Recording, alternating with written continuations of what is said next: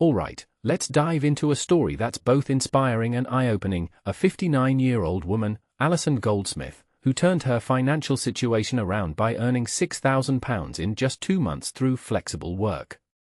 Now, what makes this really interesting is the context. She had little savings, no pension, and was coming off a period of caring for her elderly father. Personally, I think this story isn't just about making money, it's about resilience, adaptability, and the power of small, consistent actions. It's a reminder that it's never too late to take control of your finances, even when the odds seem stacked against you.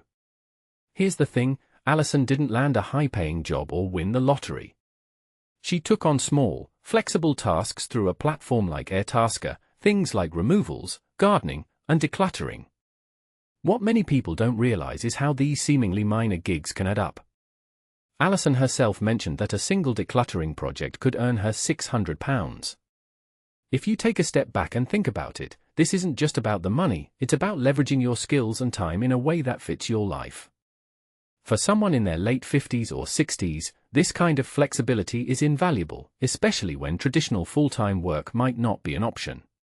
One detail I find fascinating is how Alison's story ties into a bigger trend, the rise of flexible work as a financial lifeline for people approaching retirement.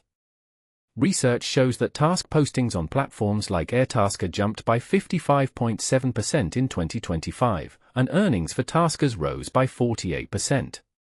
This isn't just a niche thing, it's a growing movement, particularly for women who've faced career breaks or caring responsibilities. What this really suggests is that the gig economy isn't just for millennials or Gen Z, it's becoming a vital tool for older adults to rebuild their financial security.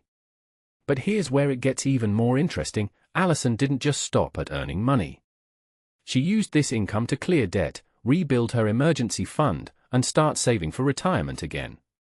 She opened a self-invested personal pension, SIPP, and is investing in an index fund for compound growth.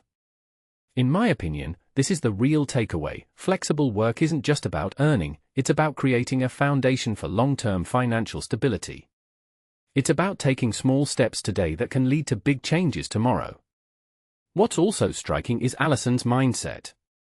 She's aiming to semi-retire before 67 and sees flexible work as a way to keep earning even after reaching state pension age. This raises a deeper question: what if retirement doesn't have to mean stopping work entirely?